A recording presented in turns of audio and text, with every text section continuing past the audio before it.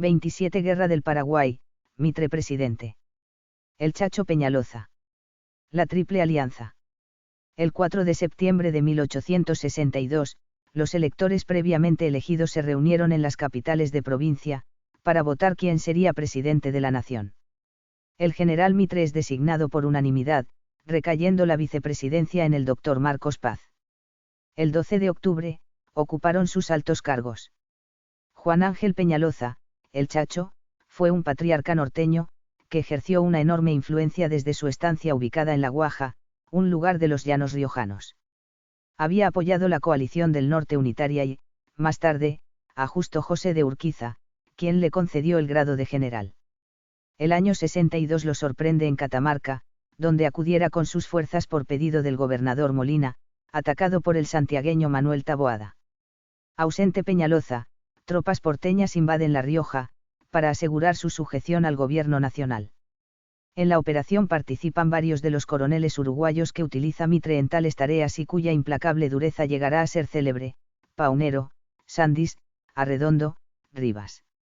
Peñaloza admite reconocer el orden establecido después de Pavón, a cambio del retiro de aquellas tropas, pero Paunero no acepta condiciones. A la sombra del Chacho surgen caudillos menores, que promueven una guerra de guerrillas contra los ocupantes. Asediados por el paisanaje, los coroneles de Mitre siembran terror, degollando sin asco. La reacción riojana se extiende a Catamarca, San Juan, Córdoba y San Luis. El 29 de mayo de 1862, en la estancia La Banderita, se llega a un acuerdo, mediante el cual Peñaloza depondrá las armas y los soldados de Buenos Aires dejarán La Rioja. La paz no dura mucho.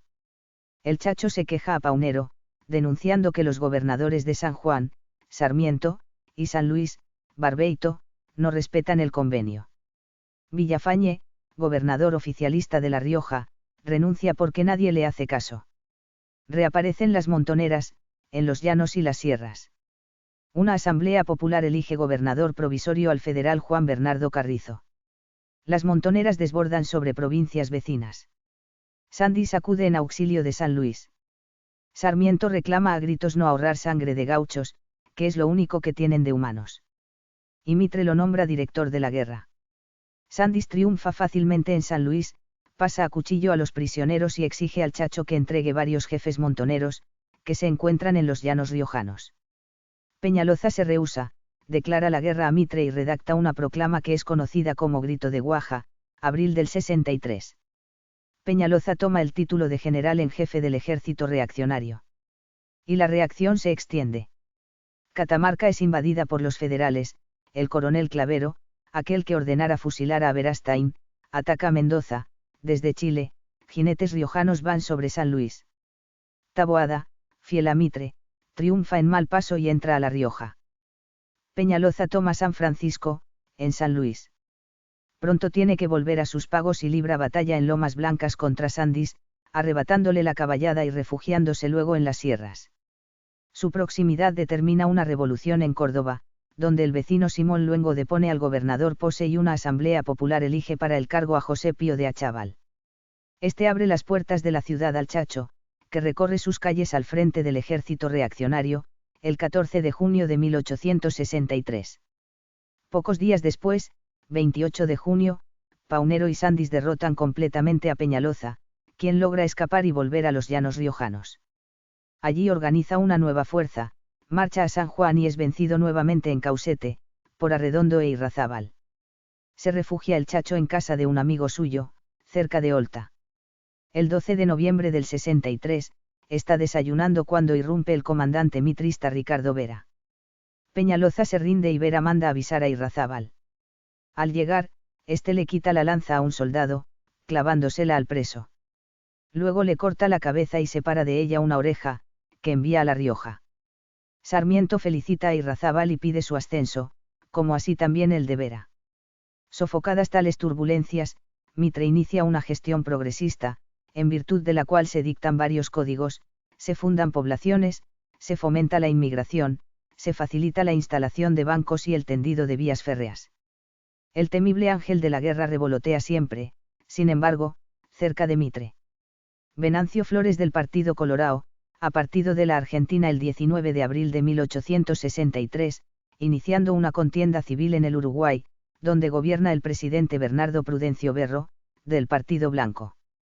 Los federales en general y los entrerrianos en particular se ponen del lado de Berro. Urquiza se mantiene hermético. Los orientales, tradicionalmente corajudos, libran fieros combates entre sí. Desde Buenos Aires se presta ayuda a Flores, que también recibe apoyo del Brasil. Berro lo pide al Paraguay, gobernado por el mariscal Francisco Solano López, hijo de Carlos Antonio. El 6 de septiembre de 1863, Paraguay pide amistosas explicaciones al gobierno argentino, por su interferencia en cuestiones internas del Uruguay. Elizalde, ministro de Mitre, niega categóricamente los cargos. López no considera satisfactoria la negativa y envía una carta a Mitre, puntualizando los hechos que le atribuye. Mitre responde diciendo no comprender cómo López se puede hacer eco de tales infundios. En el Uruguay expira el mandato de Berro y, dado que la guerra no permite realizar elecciones, lo sucede en el cargo Atanasio de la Cruz Aguirre, presidente del Senado. Paraguay practica una política proteccionista de sus industrias y la presencia del Estado es muy activa en su economía, lo cual contraría los intereses británicos. El ministro inglés en Buenos Aires, Edward Thornton, propicia una mediación argentino-brasileña en la cuestión uruguaya que, de tener éxito, favorecerá a Flores. En caso de imponerse este en la banda oriental, apoyado por la Argentina y Brasil, Paraguay quedará solo y descolocado. Luego de algunas alternativas, la mediación fracasa. El 26 de agosto de 1864, un buque brasilero abre fuego contra el uruguayo Villa del Salto, que se refugia en un puerto entrerriano. El gobierno argentino dispone su expulsión y la pequeña nave es deshecha por los disparos de 3 cañoneras imperiales, pese a lo cual logra cruzar el río, depositando armas y tripulantes en Paysandú, antes que su comandante disponga a incendiarla. En virtud del incidente, Paraguay advierte al Brasil que considerará atentatoria contra el equilibrio de los Estados del Plata cualquier invasión del territorio oriental. Días después, el vapor brasileño Marqués de Olinda navega frente a Asunción, transportando material militar. López dispone su captura. Es el principio de la guerra entre Paraguay y Brasil, que se transformará en la conocida como Guerra Grande o de la Triple Alianza. La primera víctima del choque entre Paraguay y Brasil será el Uruguay, que fuera su causa. En efecto, la escuadra imperial comienza por atacar Paysandú, que resiste denodadamente pese a que las fuerzas que la guarnecen son mínimas, en relación con el poderío de sus atacantes. La ciudad arde y, a los 3 días, los brasileros han agotado la munición de sus cañones. Buenos Aires suministra bombas y metralla a los barcos del emperador. En Montevideo se queman públicamente los acuerdos que ligan a la banda oriental con el Brasil. Los gobiernos de Paraguay y Uruguay confían en ganar a Urquiza para su bando. Este, sin embargo, prefiere realizar un negocio ventajoso con los brasileros y les vende a buen precio un gran lote de caballos, marginándose del asunto. Con tropas abrumadoramente superiores, 20.000 soldados contra 600, los imperiales aliados con Venancio Flores reinician el ataque a Paysandú, defendida por el esforzado Leandro Gómez. 56 horas se prolonga la resistencia, hasta que no queda piedra sobre piedra. Gómez no tiene balas y reemplaza los fulminantes de sus tercerolas con cabezas de fósforos. Más de 4.000 bombas han caído en la pequeña población. El 2 de enero de 1865 entran a ella los atacantes. Fusilan a Gómez y llevan a cabo una espantosa matanza entre los sobrevivientes. El recuerdo de aquella defensa sería adornado con acentos épicos y el célebre payador Moreno Gavino Ezeiza le dedicaría un poema, que alcanzó enorme difusión en ambas orillas del Plata y que comienza diciendo: «Heroica Paysandú, yo te saludo». Entre otros federales combatió allí José Hernández, autor del Martín Fierro, nuestro máximo canto nacional, que escribiría en 1872. Libre el paso, las fuerzas imperiales se dirigen a Montevideo. Apoyado en ellas, Flores entra a la plaza el 20 de febrero de 1865. Almohadilla VRXR. En diciembre de 1864, López ha atacado el Mato Grosso brasileño, ocupando la ciudad de Corumbá, capital de esa provincia. Solicita al gobierno argentino permiso para que sus tropas transiten por Misiones, permiso que le es denegado. El 19 de marzo del 65, López promulga una ley donde declara la guerra al actual gobierno argentino. En nuestro país las opiniones están divididas. El actual gobierno tiene posición tomada a favor del Brasil, contra López. Los sentimientos populares, en cambio, se inclinan por este, conmovidos por la tenaz defensa de Paysandú y heridos por la carnicería consumada luego de su ocupación. Antes de difundirse en Buenos Aires la declaración de guerra paraguaya que era conocida por el gobierno, López se apodera de la ciudad de Corrientes, el 13 de abril de 1865. El ataque, ya intolerable de por sí, aparece además como traicionero y la opinión pública argentina se vuelca contra el agresor. El 1 de mayo, la Argentina, Brasil y Uruguay firman el Tratado de la Triple Alianza. La formación de un ejército de 25.000 hombres es aprobada por el Congreso Nacional. Urquiza, que apoya a Mitre, inicia con poco éxito una leva, logrando reunir solo 8.000. El general paraguayo Venceslao Robles marcha hacia el sur con 20.000, luego de tomar Corrientes. Por Misiones se desplaza otro general paraguayo, Antonio Estigarribia, con 12.000.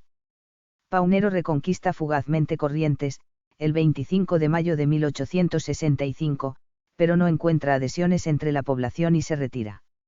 La escuadra paraguaya ataca a la brasilera en Riachuelo, el 11 de junio, y es derrotada. Robles está en Goya. Estigarribia, en la ciudad de São Boija, Brasil. Avanza este por la ribera oriental del río Uruguay, mientras que por la occidental lo hace su lugarteniente, Pedro Duarte.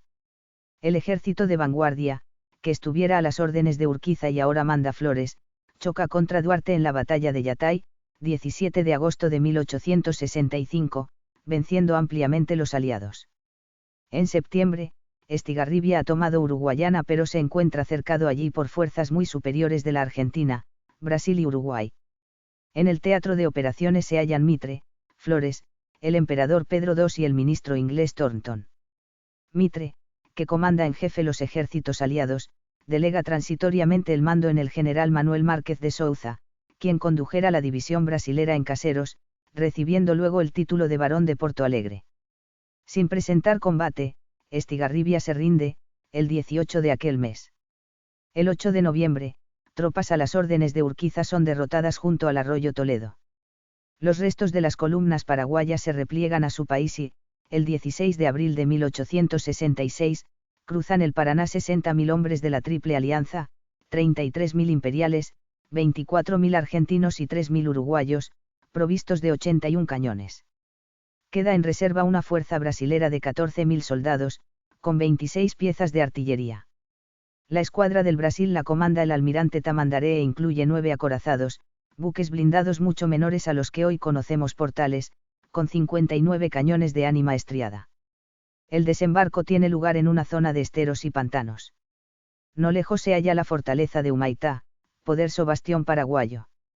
Mitre concentra sus efectivos en la loma de Tuyutí, luego de desalojar a los paraguayos de Estero Bellaco. López ataca Tuyutí, el 24 de mayo, y sufre un duro revés. Mueren en la batalla entre 5.000 y 7.000 paraguayos, entre 4.000 y 8.000 son los muertos aliados. La diferencia en las cifras obedece a que éstas difieren sensiblemente, según se tengan en cuenta los partes de uno u otro bando. De cualquier modo, el campo queda sembrado de cadáveres. La guerra toma un sesgo terrible, ya que los paraguayos, con fuerzas menores, se baten desesperadamente en su propia tierra. Mitre se aproxima a Humaitá y, el 16 de julio, ataca las defensas de Boquerón, siendo rechazado. El asalto, que duró 2 días, costó a los aliados 5.000 muertos.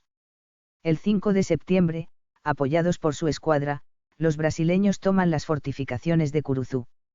Mitre y López se entrevistan en Yatay-Ticorá, el 12 de septiembre. Lleva este uniforme de mariscal, aquel levita, chambergo y sable al cinto. No logran ponerse de acuerdo. Días después, Mitre inicia la ofensiva contra Curupaití, cuya conquista le permitiría lanzarse luego sobre Humaitá. Será una carga de infantería a la bayoneta, fijada para el 17 de septiembre.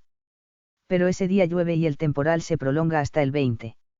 En medio del barro, 17.000 argentinos y brasileros se lanzan al ataque, el 22. La táctica prevista por Mitre consiste en llegar hasta las proximidades de las líneas enemigas y simular una retirada para intentar que los paraguayos, abandonando sus trincheras, comiencen una persecución que eventualmente les costará cara. La extravagante maniobra se lleva a cabo bajo un fuego infernal. Pero los defensores no caen en la celada. Y, al reiniciarse el ataque, se han mantenido a cubierto, diezmando las filas de los atacantes. Hay actos de coraje increíble por ambas partes. Pero Curupaití no pudo ser tomada. Argentinos y brasileros sufren 10.000 bajas, 92 los paraguayos. Domingo Fidel, Dominguito, hijo de Sarmiento, murió en la acción, al igual que muchos de quienes formaban la flor y nata de aquella juventud argentina.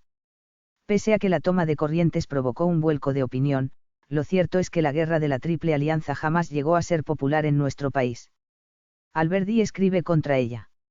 Dado que se prolonga más de lo esperado y las noticias sobre bajas propias son espeluznantes, su impopularidad se acentúa. Ello favorece la explosión de nuevos pronunciamientos federales contra Mitre, en el interior. Entre quienes se pronuncian está Felipe Varela, un hombre singular. Es catamarqueño, tiene campo en La Rioja, ha sido coronel del Chacho Peñaloza.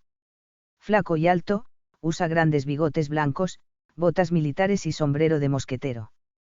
Cruza desde Chile con 200 hombres. Uno de los entreveros sostenidos por Varela tiene lugar contra Taboada, en el Pozo de Vargas. Los riojanos cargan al son de la después famosa zamba de Vargas. Derrotados, esa zamba pasaría a ser patrimonio de los vencedores, que le cambian la letra. Ante las conmociones que sacuden la República, Mitre regresa del frente, dejando el mando de las tropas aliadas que combaten en el Paraguay. Una epidemia de cólera se desata en los campamentos de Curupaití, que alcanza Buenos Aires en 1807 y se prolonga durante 1868. El número de muertos es tan alto, que en la ciudad los carros fúnebres no dan abasto. El gobierno instala un lazareto, donde actúan el doctor Manuel Augusto Montes de Oca, el practicante mayor Eduardo Bail de Ignacio Pirrobano, graduado en farmacia y estudiante de medicina a la sazón. El 1 de septiembre de 1867, Mitre reasume el comando de las fuerzas coaligadas, en Tuyutí. Allí dan los paraguayos un golpe de mano, el 3 de noviembre, apoderándose de armas y pertrechos antes de retirarse. A principios de 1868, 2 de enero, muere en Buenos Aires el vicepresidente Marcos Paz, a cargo del gobierno en ausencia de Mitre, lo cual determina que éste deba desempeñar nuevamente sus funciones presidenciales, dejando el campo de batalla. El 12 de enero, la escuadra imperial fuerza el paso frente a Humaitá y continúa río arriba, rumbo a Asunción.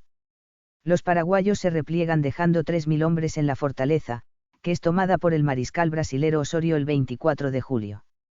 Los buques bombardean Asunción. Se trama allí una conjura contra López, para dar fin a la guerra. Descubierta, este aplica castigos extremos.